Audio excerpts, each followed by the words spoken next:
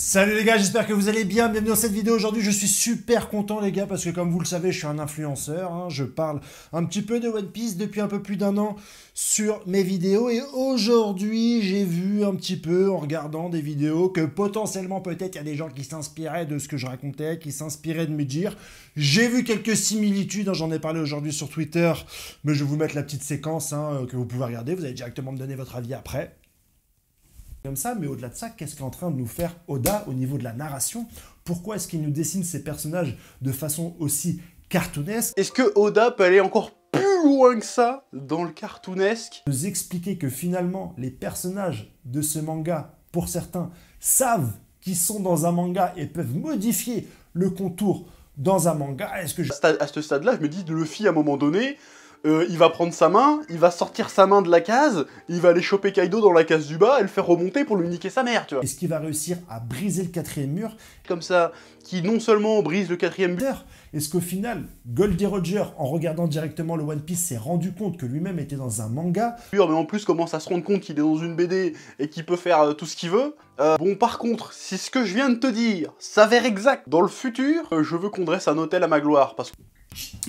Où voilà, tu peux voir qu'il y a quelques petites similitudes au niveau des propos que j'avais sortis le 23 mars à l'aube du chapitre 1044, qui a été repris directement par le chef Otaku ce week-end, mais pas que, il y a aussi le doc, hein, j'ai fait une vidéo hier sur le doc, et ben lui aussi a raconté plus ou moins la même chose. Alors je dis pas forcément que les gens m'ont copié, ont regardé la vidéo, se sont inspirés.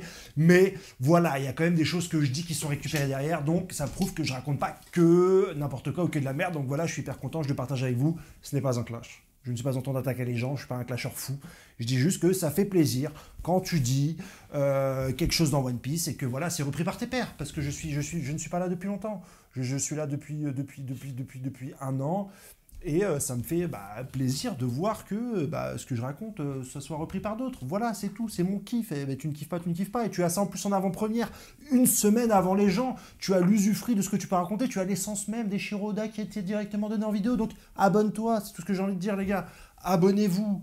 Oh, mince, vous allez finir par me vexer, les gars. Oh, qu'est-ce que t'as à me regarder, toi? Non, je suis content. Non, franchement, je suis content. C'est un accomplissement. Imagine, t'es bon dans un sport, un foot, machin. Zidane, il te dit « Ouais, c'est bien joué, petit. C'est bien joué, ton petit coup de patte, là. » Ben, moi, c'est pareil. Le chef Otaku, je le regarde depuis très longtemps. Je suis très content, je vous le dis honnêtement. Voilà.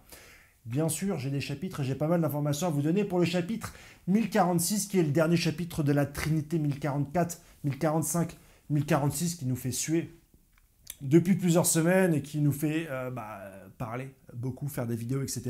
Il y a pas mal de choses qui sont mises en avant. On a eu des indices. Un premier indice nous montrait un petit peu la mort, mais il a très vite été débunké, c'était pas un bon indice. Bon, comme on est dans une période un peu difficile, au niveau de très fortes révélations, beaucoup de leakers disent qu'ils ne vont pas publier forcément les spoils. On a eu le chapitre, un des fameux forums, Redon, dont je parle assez régulièrement, qui a dit qu'il ne divulguerait pas d'informations supplémentaires concernant les chapitres qui vont arriver. Ça peut être 1, 2, 3 semaines, 1 mois, selon les révélations qu'on va avoir pour ne pas gâcher les plaisirs. Mais force est de constater que si ça n'est pas donné par le coréen qui nous a lâché, comme je dis depuis quelques temps, par l'espagnol, qui lui continue quand même, l'espagnol. Après, peut-être qu'on aura moins d'informations vu la raclée qu'on leur a mis hier à la guerre des pixels, mais peut-être qu'il ne va pas être chauvin et qu'il va continuer à nous donner les informations. Et les comptes Twitos d'Arabie Saoudite qui me fournissent en information, on a eu des indices plus ou moins crédibles. Le premier indice représente un peu une goutte d'eau, de l'eau. Et moi, au vu de la multiplication des gouttes d'eau, j'étais plutôt parti sur le fait que Luffy allait un petit peu se diviser au niveau atomique avec plusieurs petits Luffy qui allaient ricaner, un petit peu comme Poufou dans Hunter x Hunter, je vous mettrai directement une image. J'avais pensé à ça, ou j'avais pensé à Onigashima qui explose peut-être en millions de petites particules, Luffy pouvant transmettre directement son pouvoir à l'île, ça le ferait exploser, mais en fait il n'en est rien. On a eu des spoils beaucoup plus complets qui nous ont dit que le chapitre allait plus ou moins être centré sur Raizo, et qu'il allait porter le titre de Raizo, et que ça allait faire écho à ce que Raizo avait dit à Jinbei tantôt, avant de se faire cramer puis éteindre par Jinbei, qu'il avait mis un plan en place, ou qui en tout cas avait une idée sur la mise en place d'un plan. ça irait finalement sur Raizo qui demanderait à Jinbei d'éteindre un petit peu les flammes. Et le leaker nous dit également, en infos qui sont plus ou moins fiables et confirmées, enfin 90% fiables et confirmées, qu'on allait avoir un chapitre qui va se concentrer sur Raizo, qu'on allait également avoir un tour d'horizon avec des news sur Sanji et notamment sur Zoro. Et ça, c'est hyper intéressant sur Zoro parce que y a beaucoup de théories qui tournent autour de lui. J'espère, moi, qu'on n'aura pas directement les éléments de résolution sur Zoro parce que j'attends quelque chose de ouf et je ne le veux pas tout de suite. Et qu'on allait avoir également des informations sur le combat entre Luffy et Kaido. Donc voilà, on aura tout ça directement dans le chapitre. Bien sûr, à partir de demain, j'aurai des spoilers beaucoup plus précis.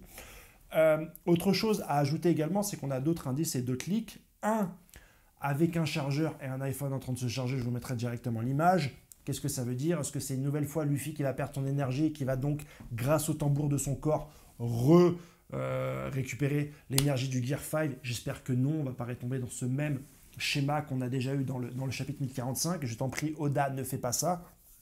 Est-ce que ça veut dire d'autres choses qui se préparent, d'autres choses qui se chargent, un plan qui est en train de se commenter, ou est-ce que c'est Kaido qui va récupérer son énergie? On ne sait pas vraiment.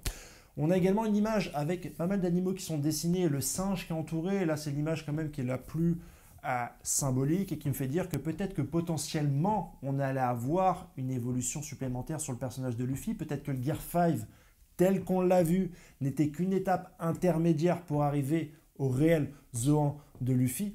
J'entends par là, est-ce que c'est la forme hybride qu'on voit sur l'actuel Luffy, la Gear 5, ou est-ce que c'est la forme aboutie et donc une forme hybride est possible? Puisque Luffy est un Zoan, on doit normalement avoir des formes hybrides, on m'en parle directement en commentaire, mais là ça fait complètement sens puisque Eiichiro-Oda entoure un singe, Monkey D. Luffy, mais est-ce que le singe représente Nika? Est-ce que les singes représentent vraiment Luffy? On n'a pas beaucoup d'informations supplémentaires par rapport à ça. Je crois qu'il n'y a pas d'autres singes sur Onigashima, mais je dis peut-être des bêtises, peut-être que d'autres symbolisent les singes. Je ne sais pas, mais en tout cas, ce sont les 4 images qu'on a. À propos du plan de Raizo, ça va très certainement tourner autour du fait d'éteindre les flammes, mais j'aimerais bien qu'on ait un regain des fourreaux rouges, qu'on ait les fourreaux rouges qui finalement est un plan, qui se soient rassemblés et qui vont peut-être donner le coup final à Kaido. Ce serait vraiment génial que ça soit pas Luffy qui batte directement le boss, mais que ça soit un petit peu ces fourreaux rouges et qui nous servent à quelque chose, eux qu'on voit depuis plus de 10 ans, depuis Punk Hazard, à essayer de se battre, de combattre, etc. Ce serait vraiment ouf qu'ils arrivent finalement à donner le coup fatidique à Kaido. Ça serait vraiment génial et qu'on n'ait pas Luffy qui apporte le dernier coup, comme à chaque fois, comme dans chaque manga, etc.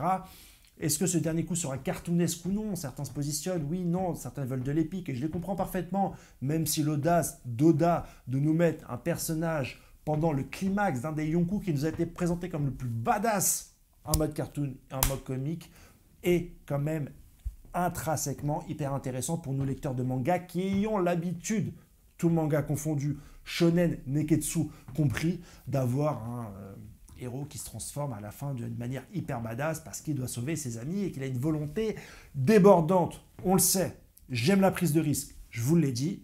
D'autres l'ont dit aussi, hein, on va pas se mentir. Voilà les informations qu'on a aujourd'hui. C'est aussi un pari risqué de faire redescendre un petit peu la température. C'est le premier chapitre du tome 103 ou 104. Enfin, c'est le premier chapitre d'un nouveau tome.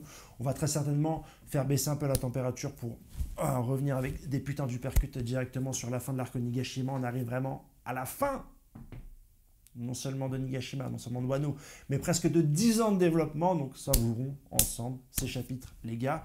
Merci de me soutenir, ça fait hyper plaisir. Vos commentaires sont appréciables, sont lus à chaque fois. Certains me donnent le sourire, certains me remontent le moral pour toute la journée.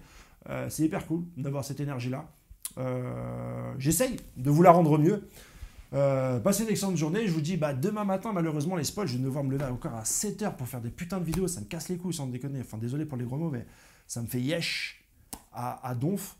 J'aurais aimé les avoir ce soir. Je pars après au foot, donc c'est peut-être que quand je reviendrai du foot, vous aurez d'autres informations. Mais je ferai une vidéo demain avec le spoiler complet, les gars. Et semaine prochaine, pause. Voilà, bon kiff. Viva la vida la loca. J'ai été repris par le chef Otaku. Similitudes. Les grands esprits se rencontrent. Qu'est-ce que tu fous? Qu'est-ce que tu fais là? Bah oui.